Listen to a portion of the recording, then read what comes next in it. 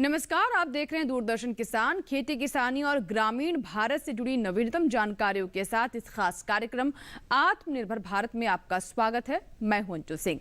आइए देखते हैं क्या है नया आज के कार्यक्रम में।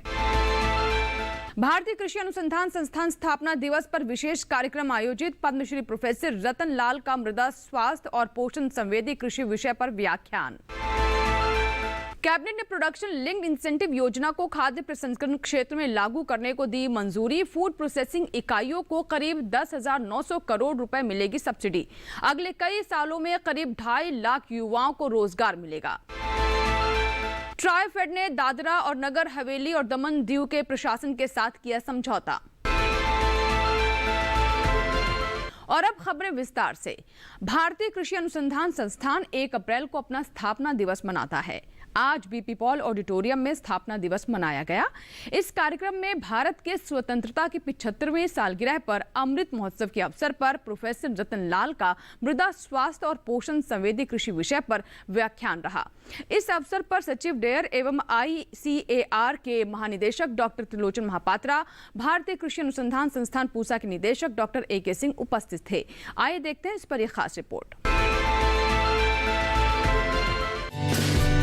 भारतीय कृषि अनुसंधान संस्थान की स्थापना बिहार के पूसा इलाके में हुई थी। इसी वजह से आज भी इसे आमतौर पर पूसा के नाम से ही जाना जाता है। 1936 में आई भयंकर बाढ़ में संस्थान की इमारत को भारी नुकसान पहुंचा, जिसके बाद इसे दिल्ली स्थानांतरित कर दिया गया। हर साल 1 अप्रैल को ये संस्थान अपना स्थापना दिवस मनाता है। समारोह में पूसा समाचार का शुभारंभ किया गया और चावल की किस्म पूसा बासमती 1692 को लाइसेंस प्रदान किया गया। आज के स्थापना दिवस समारोह में CMSC के निदेशक प्रोफेसर रतन लाल का मुख्य व्याख्यान रहा।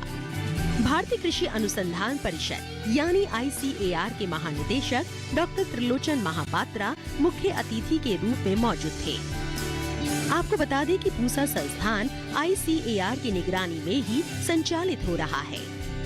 भारतीय कृषि अनुसंधान संस्थान के स्थापना दिवस समारोह पर आइए बात करते हैं। भारतीय कृषि अनुसंधान परिषद के DG डॉक्टर त्रिलोचन महापात्रा इस वक्त हमारे साथ हैं। डॉक्टर महापात्रा, स्वागत है आपका। ये जो स्थापना दिवस है भारतीय कृषि अनुसंधान संस्थान का, इसके बारे में आपसे जानना चाहेंगे कि 100 साल से ज्यादा लंबा सफर इसने तय किया है और अभी जिस तरह का प्रदर्शन है संस्थान का, इस अवसर पर खासतौर पर आप क्या कहना चाहेंगे? भारतीय कृषि अनुसंधान संस्थान का इतिहास काफ़ी लंबा इतिहास है और ये इतिहास अत्यंत देश के लिए, पूरे विश्व के लिए, कृषि शोध एवं शिक्षा के जगत के लिए अत्यंत सराहनीय और ये जो ज्वलंत इतिहास है, ये इतिहास पूरे देश में जितने बच्चे कृषि में आते हैं, पढ़ाई करते हैं, ये एक उत्साह की उत्सव और यहाँ के जो पढ़े हुए बच्चे विश्व स्तर पर अपना अपना जगह बना रखे हैं और विश्व का कृषि को ये गाइड कर रहे हैं, दिशा निर्देश दे रहे हैं। आज जैसे डॉक्टर रतन लाल जिनको वर्ल्ड फूड प्राइज मिला है, वो भी इस संस्थान के छात्र रहे हैं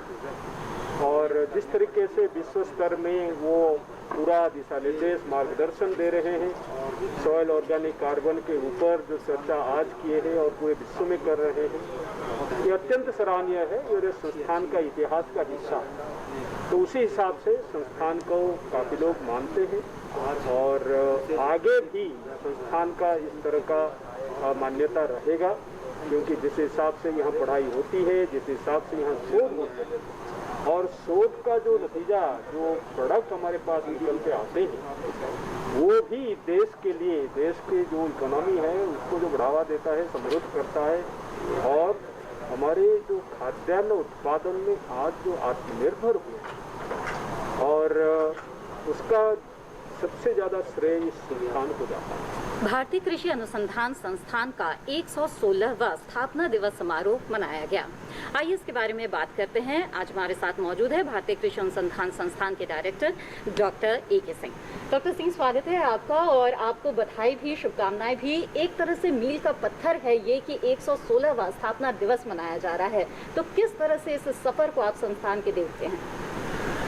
जैसा कि आप जानते हैं, पूसा संस्थान की स्थापना सन 1905 में समस्तीपुर जिले में पूसा नामक गांव में हुई थी। 1934 में भयंकर भूकंप आने के कारण संस्थान को 1935-36 के दौरान नई दिल्ली स्थापित किया गया। तब से लेकर, शुरू से लेकर, स्थापना से लेकर के यह संस्थान देश में कृषि, शिक्षा, शोध और प्रसार के कार्यक्रमों से जुड़ा हुआ है। 1958 में इस संस्थान को मानद विश्वविद्यालय का दर्जा दिया गया, जिसमें हम आज 25 विषयों में पीएचडी और एमएससी की उपाधि छात्रों को देते हैं। इसके साथ साथ विभिन्न विधाओं में हम शोध का कार्य करते हैं, जिसमें प्राकृतिक संसाधन प्रबंधन है, औद्यानिकी फसलें हैं, सब्जी की फसलें हैं, फल फूल की खेती है। इसके अलावे मौलिक अनुसंधान है, फसलों की उन्नत किस्मों का विकास है और सोशल साइंसेज में किस प्रकार से टेक्नोलॉजी को हम किसानों तक लेकर के जाएं, उसमें तमाम आयाम हैं। हमारे पास मेरा गांव मेरा गौरव कार्यक्रम है और उसके माध्यम से किसानों तक जा कर के जो तकनीकी ज्ञान हम उनको देते हैं और उनकी आमदनी बढ़ाने का प्रयास करते हैं।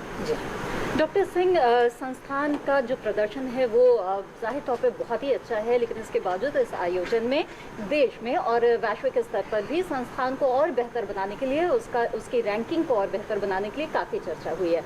तो किस तरह का रोड मैप आगे के लिए रहेगा संस्थान के सामने?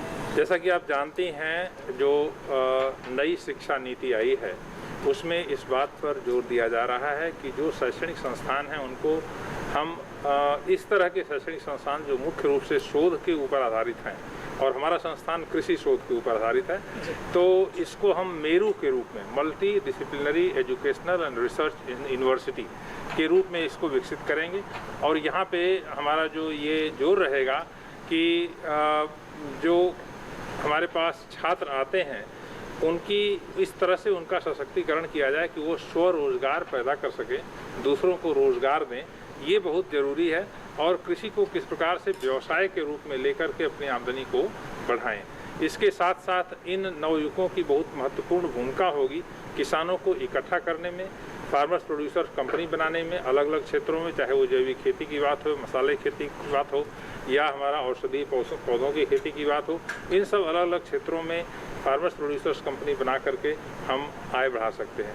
यह संस्थान जो है मुख्य रूप से अगर आप देखें तो धान की किस्मों के विकास में, बासमती धान की किस्मों के विकास में बहुत महत्वपूर्ण योगदान रहा है। और आज करीब प्रतिवर्ष देश को 25,000 करोड़ रुपए की विदेशी मुद्रा का अर्जन यहाँ की बासमती किस्मों के निर्यात से होता है। उसी तरह से संस्थान के द्वारा विकसित जो गेहूं की किस्में हैं उसमें 2967 है, HD 3086 किस्म है। इसकी खेती कुल मिलाकर के करीब 12 मिलियन हेक्टेयर क्षेत्रफल में इस समय की जा रही है और देश के कुल गेहूं उत्पादन का करीब 60% हिस्सा, 60 मिलियन टन जो है पूसा संस्थान की किस्मों के द्वारा आता है। इस तरह से संस्थान जो है और अलग अलग क्षेत्रों में, जैसे पूसा STFR एक soil testing fertiliser recommendation meter का विकास किया है, जिससे सॉयल हेल्थ कार्ड को बनाने में बहुत मदद मिलेगी और किसान अपने घर पे ही अपने मृदा के स्वास्थ्य की जानकारी ले सकता है। आज का जो हमारा व्याख्यान था, मुख्य अतिथि हमारे जो थे प्रोफेसर रतन लाल, जिन्होंने अपना भाषण दिया और उसमें सॉयल हेल्थ, प्लांट हेल्थ के ऊपर उनका विशेष जोर था। और उसमें इस बात के ऊपर जोर देना है कि किस प्रकार से हम जो है मिट्टी की जैविक शक्ति, भौतिक शक्ति और रासायनिक शक्ति, इन तीनों का समन्वय बना करके हम मिट्टी के स्वास्थ्य को ठीक करें। अगर मिट्टी का स्वास्थ्य ठीक होगा तो जो उसमें फसल उत्पादित होगी, जो अन्न पैदा होगा, उसके अंदर पोषक तत्वों की भरपूर मात्रा होगी। ऐसे अन्न को हम खाएंगे तो हमारा स्वास्थ्य भी ठीक रहेगा। तो इस तरह से आप देखते हैं कि ये वन हेल्थ कॉन्सेप्ट जो है उसमें मृदा से सब कुछ शुरू होता है, जलवायु तक इसी के ऊपर आधारित है और इसके ऊपर हमें विशेष रूप से जोर देने की आवश्यकता है। अभी वक्त हुआ एक छोटे से ब्रेक का। ब्रेक के बाद भी कार्यक्रम जारी रहेगा, बने रहें आप हमारे साथ।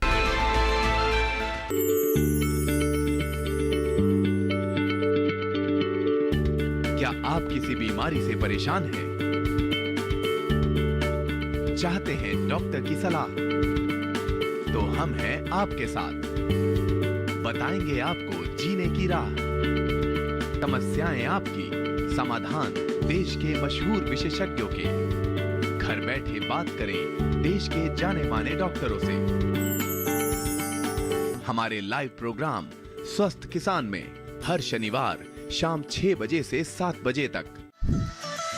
खुशहाल होंगे खेत, पशु रहेंगे स्वस्थ, सरकारी स्कीम का होगा लाभ, जब एक्सपर्ट्स का मिलेगा साथ, आपके सवाल विशेषज्ञों के जवाब, सिर्फ एक फोन कॉल की दूरी पर।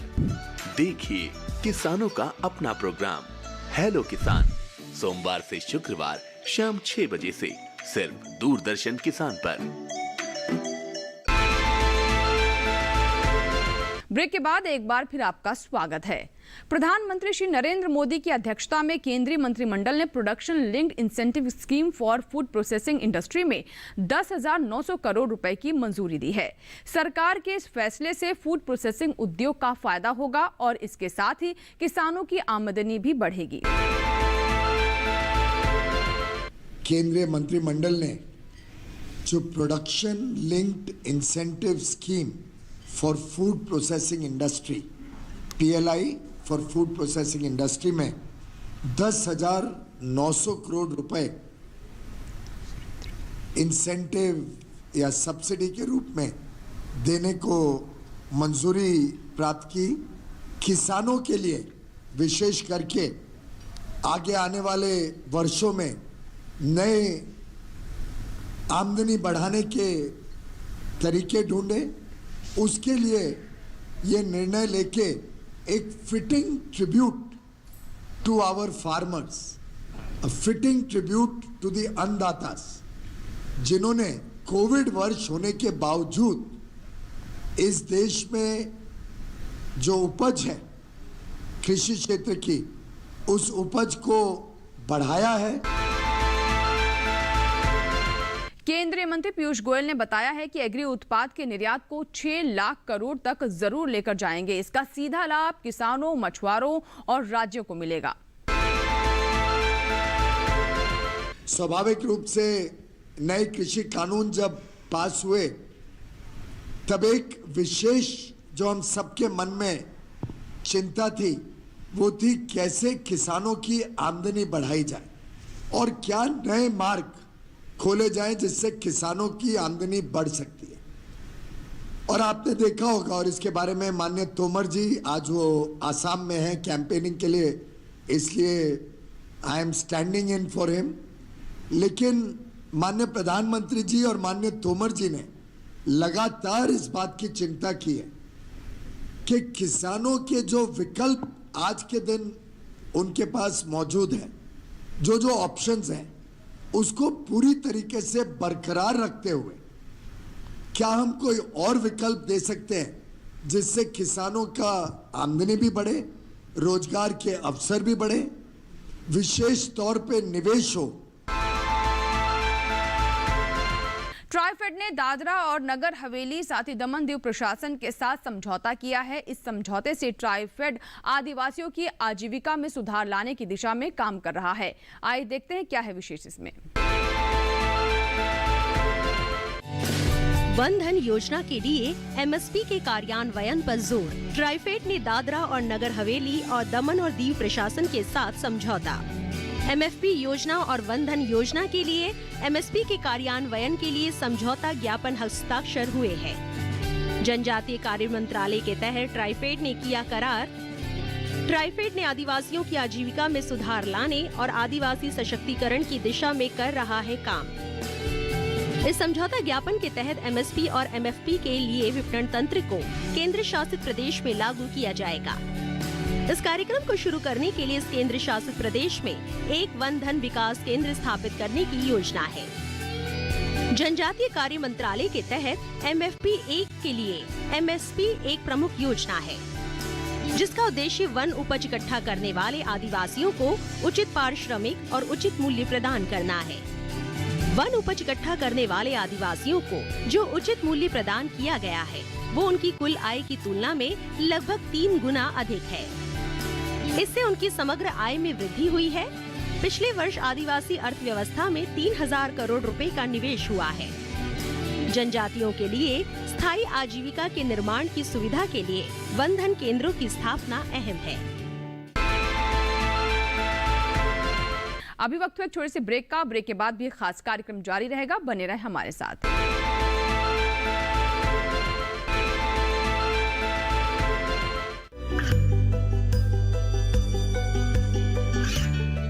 गांवों और पिछड़े क्षेत्रों में सरकारी योजनाओं की जानकारी पहुंचा। देश में कौशल और क्षमता विकास कर ग्रामीणों को सामाजिक बदलाव और विकास से जोड़ने की दूरदर्शन किसान की पहल चौपाल चर्चा देखें सोमवार से शुक्रवार सुबह 9 बजे। ये कामयाबी है अन्नदाता की। ये कहानी है खेत और खलिहानों की। कैसे करें अपने पशुओं की देखभाल, जानिए गांव-गांव के किसानों का हाल। देखिए गांव किसान सोमवार से शुक्रवार दोपहर 12 बजे सिर्फ डीडी किसान पर। ब्रेक के बाद एक बार फिर आपका स्वागत है। भारतीय कृषि अनुसंधान संस्थान पूसा अग्रणी संस्थान है। यहाँ के संयुक्त निदेशक विस्तार डॉक्टर BS तोमर ने सब्जी फसल के उन्नत बीजों के बारे में विस्तार से जानकारी दी। आइए जानते हैं क्या कहा उन्होंने।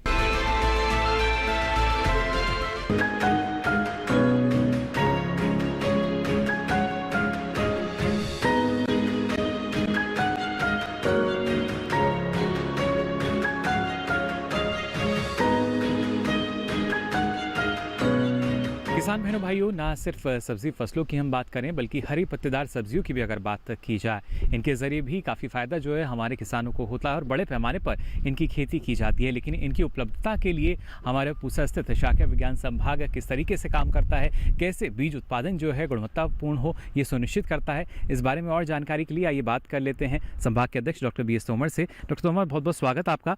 सबसे पहले हम जानना चाहेंगे आपसे, क्योंकि हरी पत्तेदार सब्जियों में कई सब्जियाँ आती हैं, उन्हीं में से एक है अगर पालक की हम बात करते हैं, क्योंकि अमूमन ना सिर्फ पोषण के लिहाज से भी अगर देखा जाए, स्वास्थ्य के लिहाज से भी देखें, काफ़ी महत्वपूर्ण रहती है पालक की फसल। लेकिन किसानों को आर्थिक रूप से और अच्छा मुनाफा दे सके इसके लिए ज़रूरी कि उन्नत बीज उनको दिया जाए। क्या स्थिति आप देखते हैं?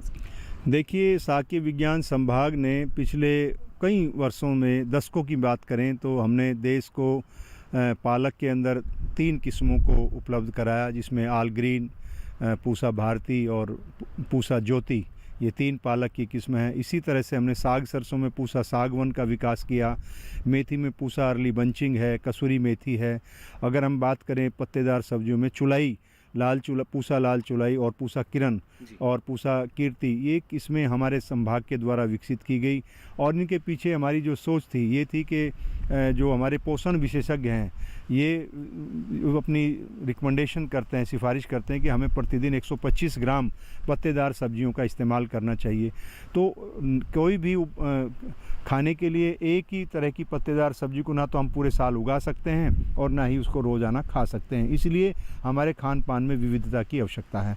इसको ध्यान में रखते हुए हमारे संभाग के द्वारा पालक में, मेथी में, साग सरसों में और इसमें चौलाई के अंदर पत्तेदार सब्जी किस्मों का विकास किया, जिसमें पालक की ऑल ग्रीन एक किस्म है जो अखिल भारतीय स्तर पर इसका विमोचन हुआ है। 1975 में इसका विमोचन हुआ था और तब से ये पूरे भारत के हर राज्य में अगर पालक की खेती होती है तो उसमें पूरा योगदान है भारतीय कृषि अनुसंधान संस्थान का कि उन्होंने इन उन्नत किस्मों को दिया और ये किस्में आज देश के कोने कोने में उगाई जा रही हैं। तो इसका हम गुणवत्ता बीज किसानों तक पहुंचाने का प्रयास करते हैं।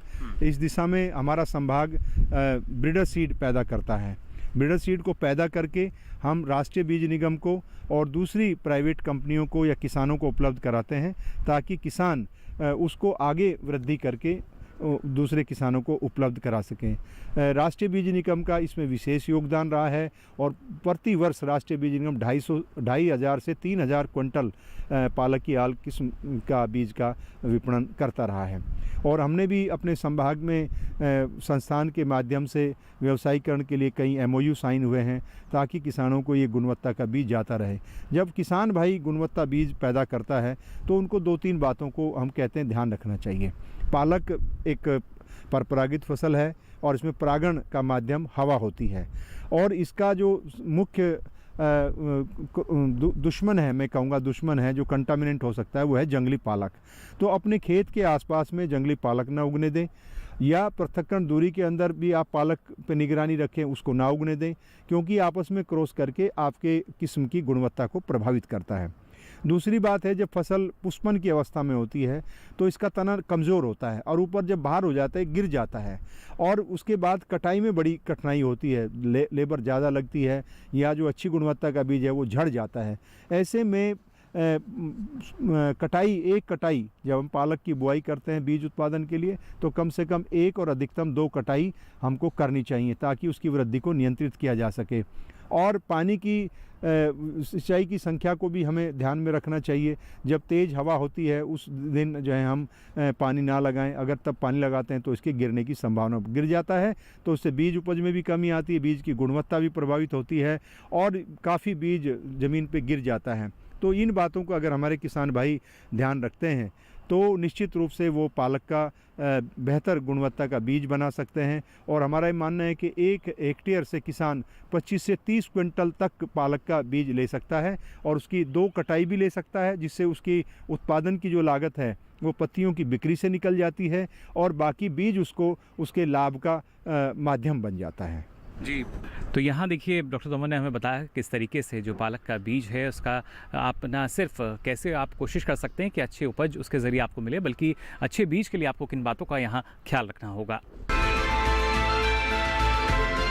कार्यक्रम को आगे बढ़ाते हैं। जैसा कि आप जानते हैं कि खेती किसानी में किसान भाइयों को अनेक तरह की समस्याओं का सामना करना पड़ता है और इन्हीं समस्याओं का समाधान करने के लिए पूसा के कृषि वैज्ञानिक डॉक्टर JPS डबास ने क्या कहा, आइए जानते हैं। मुंबई से सवाल आया है, हमारे एक दर्शक हैं, किसान हैं, जो कि जानना चाहते हैं कि क्या ग्रीन हाउस में पपीते की खेती की जा सकती है, क्या वो इस तरह का प्रयोग कर सकते हैं और क्या इससे लाभ होगा, क्या बताना चाहेंगे डॉक्टर डब साहब? पपीता एक ऐसी फलदार वृक्ष है जिसके अंदर कुछ विषाणु रोग लगते हैं और विषाणु रोग काफ़ी नुकसान पहुंचा सकते हैं और विषाणु रोग वहाँ ज़्यादा नुकसान पहुंचाते हैं जहाँ पे नमी ज़्यादा हो, मौसम गर्म हो।